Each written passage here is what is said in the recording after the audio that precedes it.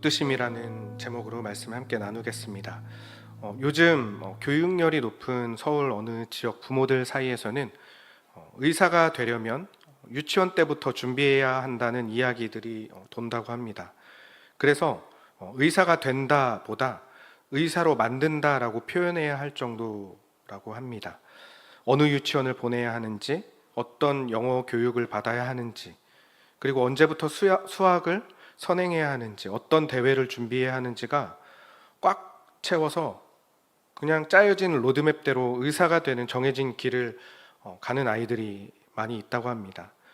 부모들은 아이가 초등학교에 들어가기 훨씬 전부터 아이가 세상에서 좋다고 말하는 의사 같은 직업을 가질 수 있도록 어린 시절부터 어느 유치원에 보내야 하는지에서부터 시작해서 어느 학군으로 옮겨가야 하는지, 어떤 학원을 다니고 어떤 선행을 해야 하는지, 어느 시기에 어느 시험과 대회를 준비해야 하는지까지 정말 세세하게 계획해서 그 아이의 인생의 경로를 처음부터 끝까지 설계한다는 겁니다. 왜 그렇게까지 하는 걸까요? 좋은 직업, 돈 많이 벌고 사람들에게 인정받는 자리가 인생에서 가장 중요한 것이라고 생각하기 때문입니다. 그래서 부모는 자녀에게 좋은 환경을 제공해주고 유치원 때부터 대학에 입학할 때까지 시간표를 짜주는 겁니다. 세상이 생각하는 가장 중요한 것을 얻을 수 있도록 해주는 것이 자녀를 위한 사랑이라고 생각하기 때문입니다. 그래서 부모들은 시간과 비용을 아끼지 않고 자기 삶까지 희생하면서 아이의 미래를 준비합니다. 세상은 눈에 보이는 것을 많이 갖는 것, 그리고 스스로 노력해서 남들보다 앞서는 것, 더 높은 자리와 더 많은 성취를 이루는 것이 중요하다고 계속해서 말합니다. 그래서 사람들은 그것 중에 하나를 인생의 목표로 삼고 더 많이 가지기 위해 경쟁하고 더 인정받기 위해서 자신을 끊임없이 증명하려고 인생을 들여서 살아갑니다. 성공의 기준도, 행복의 기준도, 가치 있는 인생의 기준도 대부분 그런 것들로 결정됩니다. 그래서 그렇게 아직 제대로 판단도 못하는 어린 아이들을 부모가 짜놓은 시간표대로 살아가게 만드는 것입니다. 하지만 하나님은 세상이 중요하다고 말하는 것은 사실 전혀 중요하지 않다고 말씀하십니다. 오히려 세상이 중요하다고 여기는 것들이 하나님과의 관계를 방해한다고까지 말씀하십니다. 하나님께서는 사람이 무엇을 얼마나 이루었는가 보다 누구에게 붙들려 살아가는가를 더 중요하게 보시기 때문입니다. 어떤 직업을 가졌는지, 얼마나 많은 것을 이루었는지, 얼마나 뛰어난 능력을 가지고 있는지가 아니라 하나님께 붙들린 사람이 되는 것이 인생의 가장 중요한 일이다라고 그렇게 말씀하시는 것입니다. 세상은 사람을 만들어내려고 하지만 성경은 하나님께서 사람을 붙드시고 빚어가는 이야기를 계속해서 보여주고 들려주고 있습니다. 그래서 신앙의 핵심은 내가 무엇을 이루느냐가 아니라 하나님께서 나를 붙드시고 어디로 이끌어 가시느냐에 있는 것입니다. 오늘 함께 읽은 이 본문에서 등장하는 사무엘은 이스라엘 역사에서 가장 존경받는 하나님의 사람 가운데 손꼽히는 한 사람입니다. 사무엘은 마지막 사사였고 또 선지자였고 제사장의 역할까지 감당했던 그런 위대한 인물이라고 그렇게 평가받는 사람입니다. 이스라엘의 첫 번째 왕, 그리고 두 번째 왕인 사울과 다윗에게 기름을 부어 왕으로 세운 사람도 바로 이 사무엘입니다. 백성들 앞에서는 하나님의 뜻을 전했고 사무엘이 하는 기도를 하나님께서는 모두 다 들어주셔서 땅에 떨어지지 않게 하셨다고 그렇게 하나님께서 말씀하실 만큼 인정받았고 온 이스라엘 백성들도 하나님의 선지자로 신뢰했던 사람이 바로 사무엘입니다. 그런데 하나님께서 이 사무엘을 부르시고 붙드신 것은 사무엘이 하나님의 일에 쓰일 만큼 충분하게 훌륭하고 대단한 사람이 되었을 때, 흔히 말하는 충분한 준비가 되었을 때 하나님이 부르신 것이 아닙니다. 하나님은 아직 아무것도 이루지 못한 어린 사무엘을 먼저 찾아오셨습니다. 사무엘 자신도 하나님이 자기를 부르신다는 것을 전혀 몰랐을 정도입니다. 우리 읽었던 본문 7절에서 사무엘이 아직 여호와를 알지 못하고 여호와의 말씀도 아직 그에게 나타나지 아니한 때라고 그렇게 이야기하고 있습니다. 하나님에 대해 사무엘이 잘 알지 못했다. 그리고 아무 준비도 되어 있지 않았다라는 그런 의미입니다. 이런 아무것도 모르는 한 아이에게 하나님께서 일방적으로 찾아오셔서 사무엘을 3번이나 부른 것을 오늘 말씀에서 함께 보았습니다. 하나님의 방식은 모든 것을 갖출 수 있도록 준비하고 또 그렇게 만들어주고 그것들을 붙들고 살아가려고 말하는 그런 세상과는 완전히 다르게 말씀하십니다. 아까 처음에 말씀드린 것처럼 부모가 아무것도 스스로 계획하고 할 수 있을 의지가 없는 그때부터 의사로 만들기 위해서 모든 것을 다 갖춰주는 것과는 다르게 하나님은 말씀하신다는 겁니다. 쓰임 받을 만한 사람이었기 때문에 부르신 것도 아닙니다. 하나님께서 먼저 사무엘을 붙드셨기 때문에 쓰임 받는 사람이 되어 갔던 것입니다. 그런데 세상은 이런 이야기를 불편해합니다. 준비돼야 된다라는 말을 하면 모든 것이 더 깔끔하고 편하고 껄끄럽거나 꺼림직한 것 없이 그렇게 설명되고 납득시킬 수가 있는데 하나님의 일하시는 방식이 그렇지 않다라는 이 말에 적지 않게 부담을 느낍니다. 그래서 아직도 세상의 논리대로 네가 준비되어야 하나님이 너를 쓰신다. 네가 준비되어야 갖춰져야 하나님이 붙드신다라는 말로 하나님의 크심을 오히려 깎아내리는 해석들이 많은 것입니다. 이 준비되어야 한다라는 말은 성실함을 요구하기에 딱 좋은 말입니다. 그 말 속에는 준비된 사람이 선택받고 쓰임받는 것이 더 공정하고 더 정의롭다고 여기는 마음이 내포되어 있는 단어일 수 있습니다. 많이 노력한 사람이 더 많이 인정받고 더 준비한 사람이 더 크게 쓰임받아야 한다는 그 세상의 논리가 여기에도 다 적용이 된다는 뜻이죠. 그래서 하나님 앞에서도 그 방식을 은연중에 기대합니다. 내가 이만큼 준비했으니까 하나님께서도 나를 크게 사용하실 것이다. 내가 이만큼 노력했으니까 하나님께서 그의 노력에 합당하게 갚아주실 것이다 라는 그런 생각이 자연스럽게 자리 잡는 것입니다. 하지만 그 생각의 깊은 곳에는 하나님의 절대적인 주권을 온전히 인정하지 못하는 교묘한 인간의 교만이 숨어 있습니다. 사람은 하나님의 선택이 전적으로 하나님의 은혜에 의해서 시작된다는 사실을 사실 불편해합니다. 왜냐하면 그렇게 되면 자신이 내세울 것이 아무것도 남지 않기 때문입니다. 그래서 우리는 하나님께서 우리를 붙드시는 이유 속에 우리의 노력, 우리 헌신, 내 실력, 내 경력 등을 조금이라도 보태려고 합니다. 하나님이 하셨지만 나도 이만큼은 준비했다 라는 그런 지분을 남겨두려는 마음이겠죠. 이 지분이 조금이라도 있어야 마음이 조금 편하고 그것이 있어야 내가 버림받지 않을 것 같은 안정감을 얻습니다. 하지만 하나님은 그런 인간의 본성을 계속해서 무너뜨리십니다. 하나님께서 사람을 붙드시는 이유는 그 사람 안에서 발견한 어떤 그 사람의 일을 이룰 만한 자격 때문이 아니라 하나님 자신의 그 우리를 구원하시겠다는 의지와 그 의지를 흔들림 없이 행하시는 은혜 때문입니다. 그래서 하나님께 붙들린 사람은 자기의 준비를 자랑하지 않고 오직 자신을 먼저 찾아오신 하나님의 은혜만을 자랑하게 되는 것입니다. 하나님의 사람들은 자신의 과거를 돌아볼수록 더욱 겸손해질 수밖에 없습니다. 하나님께서 구원하신 이유를 내 안에서 찾아볼 수가 없기 때문입니다. 만약에 하나님께서 우리의 자격과 준비를 기준으로 우리를 구원하시기로 선택하셨다면 우리는 평생 그것을 자랑하며 살아갈 것입니다. 내가 이렇게 해서 하나님께서 구원해 주셨다라고 그렇게 자랑하면서 살겠죠. 하지만 하나님은 우리가 아직 연약할 때, 우리가 하나님을 온전히 알지 못할 때, 아직 준비가 되지 않았을 때 먼저 찾아오셨습니다. 그래서 하나님을 알아가면 알아갈수록 내가 하나님을 붙든 것이 아니라 하나님께서 나를 붙드셨다, 이 고백이 더 깊어지는 것입니다. 우리 신앙의 삶은 실력이 쌓일수록 자신감을 얻는 구조가 아니라 하나님의 은혜를 더 알아갈수록 더 겸손해지고 더 무릎 꿇는 구조입니다.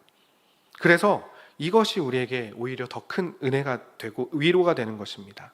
만약에 하나님의 부르심이 내가 얼마나 준비되었느냐 이런 정도에 따라 달려 있다면 우리는 평생 불안할 것입니다. 조금 더 준비해야 할 것 같고, 내가 이만큼 했지만 아직도 부족한 것 같고, 언제든지 내가 조금 뒤처진다거나 실수한다면 자격을 잃을 수도 있다는 두려움 속에서 살아가게 될 것입니다. 하지만 하나님의 붙드심에서 시작된 인생은 다릅니다. 하나님께서 먼저 우리를 붙드셨기 때문에 하나님께서 끝까지 책임지신다는 믿음의 확신이 있는 것입니다.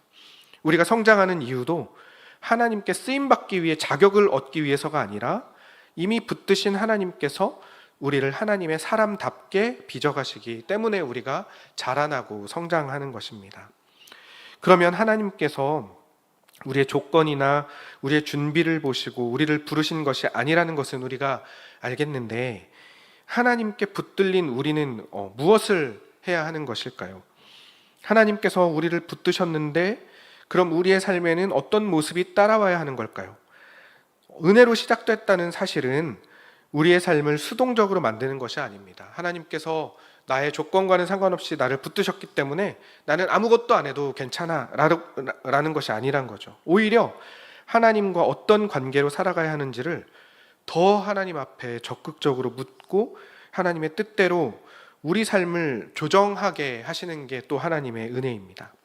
하나님께 붙들린 사람의 삶은 내가 무엇을 성취하고 무엇을 얻어내고 무엇을 이루어야 하는가의 삶에서 누구의 뜻에 따라 살아갈 것인가로 변화된 삶을 살아가는 것이 바로 하나님께 붙들린 사람이라는 것입니다.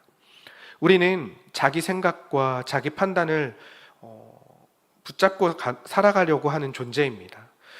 나는 하나님을 믿고 의지하고 신뢰합니다. 나는 하나님께 붙들렸습니다 라고 말은 하지만 사실 잘 돌아보면 중요한 선택의 순간마다 먼저 내 계산이 앞서게 되고 내 계획이 옳다고 확신하게 되고 그 확신을 내려놓기가 쉽지 않습니다.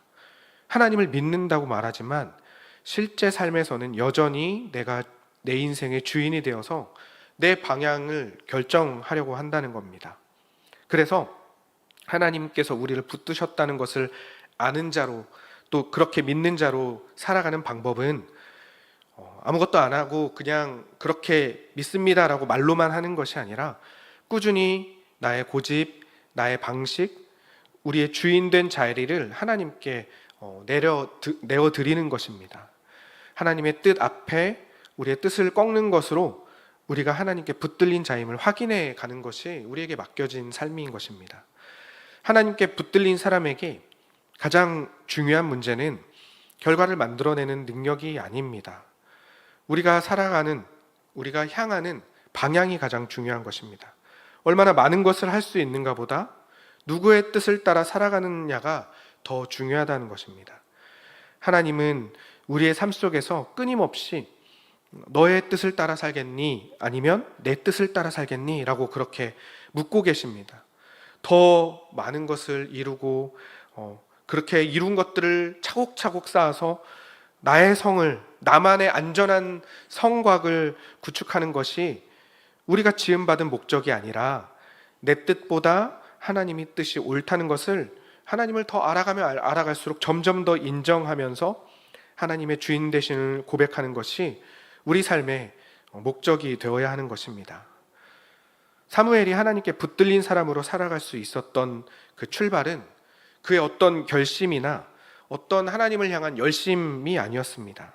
함께 읽었던 것처럼 사무엘이 하나님을 알지 못했던 그 어린 시절의 사무엘을 하나님께서는 먼저 찾아오셔서 하나님께서 사무엘을 끝까지 이끌어 가셨기 때문입니다.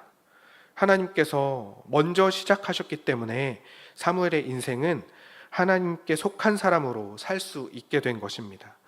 그런데 하나님께서는 그 붙드신 사람을 단번에 완성된 사람으로 만들어 놓지는 않으십니다.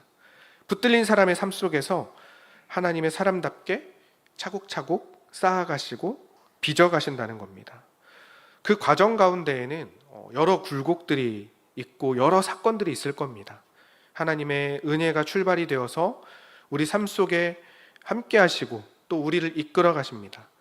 하나님은 사무엘을 억지로 그렇게 멱살 잡고 끌고 가시는 분이 아니라 하나님의 뜻을 배우고 또 하나님을 알아가고 그 뜻을 따라 살아가는 사람으로 계속 자라게 하신 겁니다. 그래서 하나님께 붙들린 이후의 삶에 우리가 하나님 앞에 할 수 있는 한 가지는 하나님께서 무엇을 원하시는지 더 듣고 그 뜻 앞에 우리 생각을 내려놓는 일을 우리가 할 수 있습니다. 하나님의 은혜가 우리의 삶을 시작하게 했다면 그 은혜 안에서 자라가게 하는 그 길은 하나님의 뜻에 자신을 내어드리는 삶을 통해 이어집니다. 하나님께서는 사무엘을 그런 사람으로 빚어가셨고 오늘 본문 역시 바로 그 첫 번째 순종의 자리로 이끌어가고 계시는 것입니다. 사무엘이 힘썼던 일은 어떤 능력이나 힘을 갖추는 일이 아니라 하나님의 음성을 더 듣는, 더 순종하려는 일이었습니다.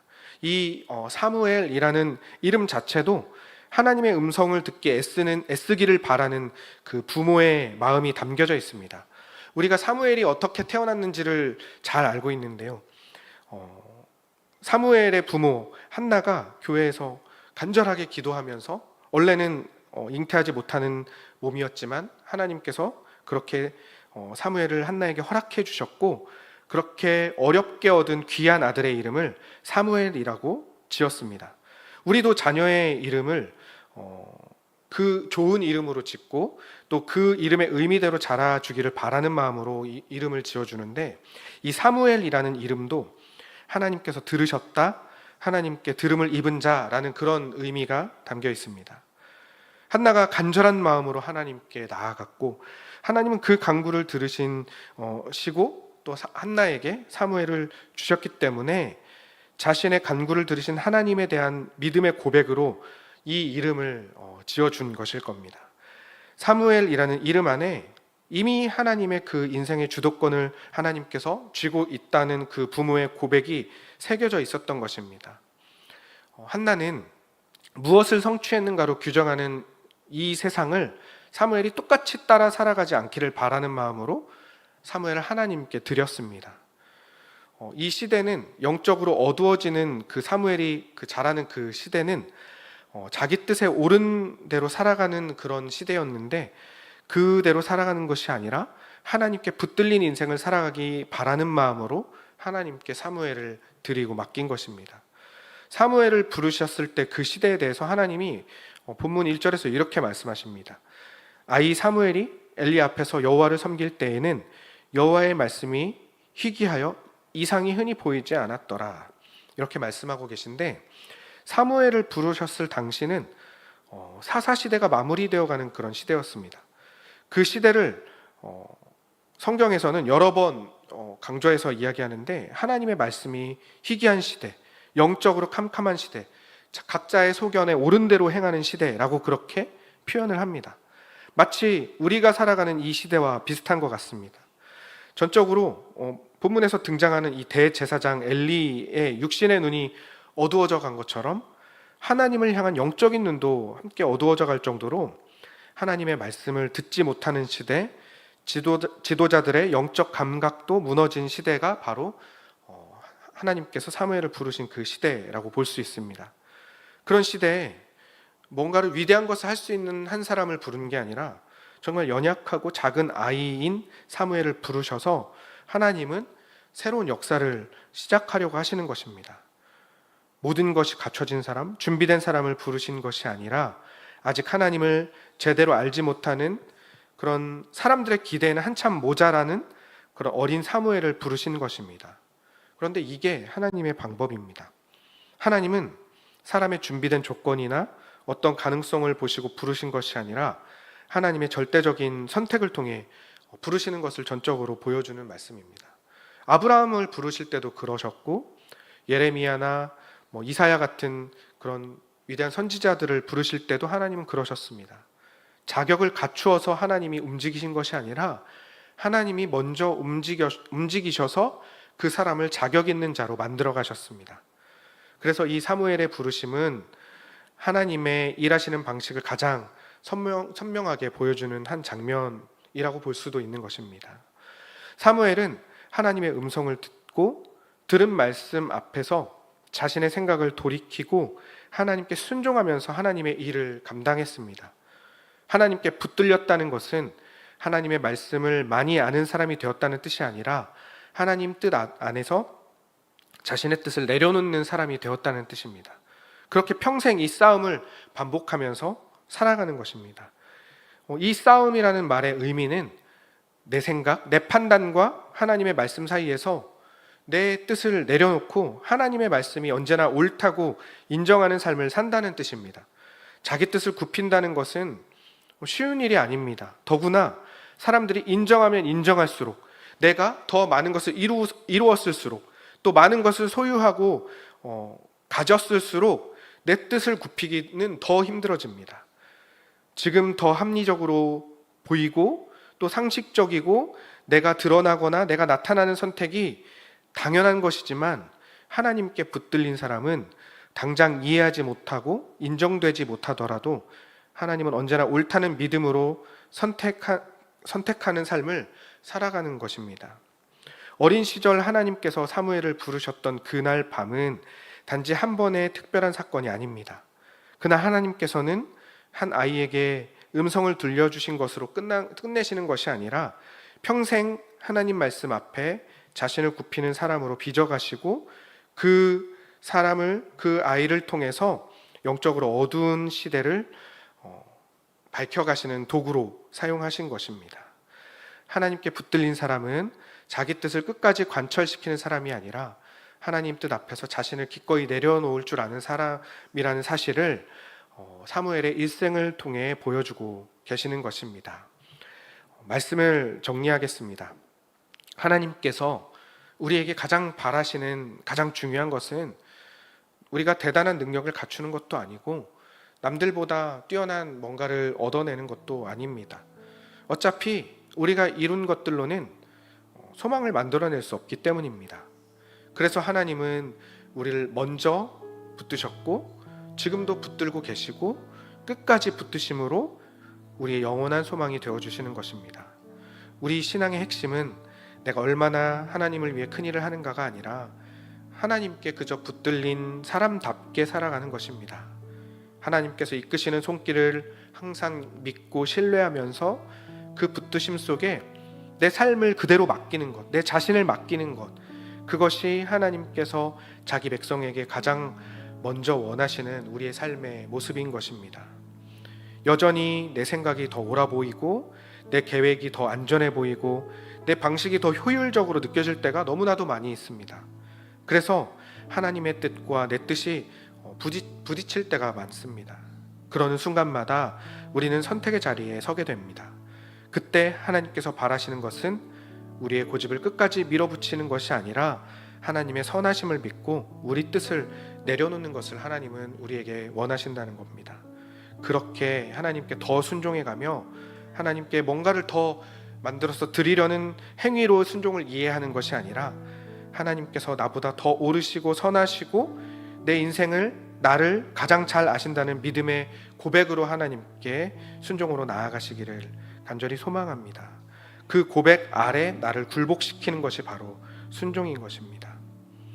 사랑하는 성도 여러분, 우리에게 맡겨주신 인생, 그리고 지금 당장 앞에 다가온 여름 사역들도 마찬가지입니다. 하나님께서 우리를 먼저 붙드시고 불러주셨기 때문에 우리가 이 사역들을 감당할 수 있는 것입니다. 우리가 특별해서, 내가 뛰어나서, 내가 가진 것이 많아서 이번에 특별히 내가 하나님의 일을 해드리자, 이런 게 절대 아니라는 겁니다. 하나님께서 하나님의 일에 우리를 불러주시고 사용하여 주시는 겁니다. 우리는 그래서 항상 감사하는 마음으로, 기뻐하는 마음으로 사역의 현장에서 우리를 붙드시고 이끄시고 말씀하시는 하나님을 경험하고 고백하면 되는 겁니다. 결국 우리 인생에서 가장 중요한 목표가 무엇을 이루는 사람이 되는 것이 아니라 하나님께 그렇게 붙들린 사람이 되어 가는 것입니다. 하나님께서 내 주인이심을 알고 그분 뜻이 언제나 나의 생각보다 옳다는 사실을 고백하고 인정하며 살아가시기를 바랍니다. 그렇게 오늘도 우리의 모든 걸음이 하나님께 굴복하기를 원합니다. 이렇게 하나님께 붙드는 삶이 가장 귀하고 아름다운 것임을 함께 기억하면서 날마다 내 뜻보다 하나님의 뜻을 선택하며 살아가는 우리 모두이시기를 바랍니다. 기도하겠습니다. 사랑하는 하나님 아버지, 우리를 먼저 찾아오시고 붙드시는 그 크신 하나님의 은혜를 보게 하시니 감사합니다. 어떤 상황 속에서도 하나님께 붙들린 사람으로서 하나님의 자녀다운 순종과 믿음의 고백으로 우리 삶을 걸어가게 하여 주시옵소서. 우리를 끝까지 붙드시고 빚어가실 하나님을 신뢰하며 그 속에서 오직 하나님만이 우리 소망이심을 아는 자로 살아가게 하여 주시옵소서. 우리를 구원하신 예수 그리스도의 이름으로 기도드립니다. 아멘. 하늘에 계신 우리 아버지여, 이름이 거룩히 여김을 받으시오며 나라가 임하시오며 뜻이 하늘에서 이루어진 것 같이 땅에서도 이루어지이다. 오늘 우리에게 일용할 양식을 주시옵고 우리가 우리에게 죄지은 자를 사하여 준 것 같이 우리 죄를 사하여 주시옵고 우리를 시험에 들게 하지 마시옵고 다만 악에서 구하시옵소서. 내게 나라와 권세와 영광이 아버지께 영원히 있사옵나이다. 아멘.